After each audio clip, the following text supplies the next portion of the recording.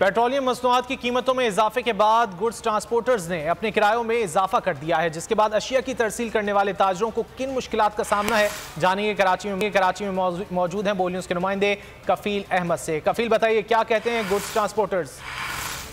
देखिए, goods transporters ने petroleum जो मसनूआत में की कीमतों में इजाफा हुआ है, जिसमें डीजल, पेट्रोल, उसके बाद जो अपने किराए हैं जो यहाँ के दीगर शहरों में जो तमाम गुड्स जाती हैं उसमें इजाफा कर दिया है। मोहम्मद असलम जो कि ताजिर हैं, उनका सामान यहाँ से आता है। असलम साहब, क्या वाकई अब बड़ी मुश्किलात हो गई हैं और आप लोगों को कितनी महंगा पड़ा है अब ट्रक जो सामान यहाँ से आप लेकर जाते हैं? देखिए सर, ये जिस तरह पेट्रोल और डीजल बढ़ता है इसी तरह ट्रक वाले अपने किराए बढ़ाते हैं। मिसाल के तौर पे पहले एक ट्रक जाता था हमारा कराची से लाहौर लाख सवा लाख रुपए में, अब जा रहा है तकरीबन 3 से सवा 3 लाख रुपए में। ये डबल से भी ज्यादा हो गया है। कल अनाउंस किए गए 10% इजाफे के, तो उसके बाद कितना और हो रहा है शहरों में जाती हैं? देखिए सर, हमारा माल तो कराची से लेके पंजाब, सखर, सिंध में भी जाता है सारा ना।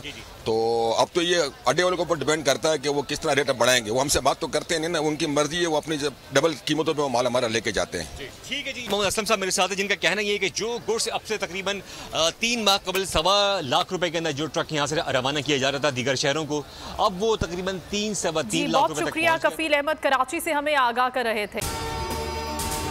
अगर आपको ये वीडियो पसंद आए तो लाइक पर क्लिक करें। सुप्रीम कोर्ट के मंसूर अली शाह साहब जस्टिस एक ऑर्डर पास किया उनकी बेंच ने, और उस ऑर्डर के अंदर उन्होंने बड़ा क्लियर बता दिया कि जी बरियत की जो दरखास्तें हैं वो कब कब लगेंगी। उसमें से एक वजह उन्होंने बताई कि जी जब कोई क्राइम ही ना हुआ हो तो बरी कर दें, ताकि अदालतों पे बोझ ना रहे, वो केसेस चलते ना रहे। सुप्रीम कोर्ट ये मिसालें कब बनाएगा? ऐसे लोगों के खिलाफ जो इस तरह की एफआईआर काट रहे हैं, वैसे ऑफिसर्स, और ऐसे लोग जो इस तरह के केसेस को जजेस चला रहे हैं,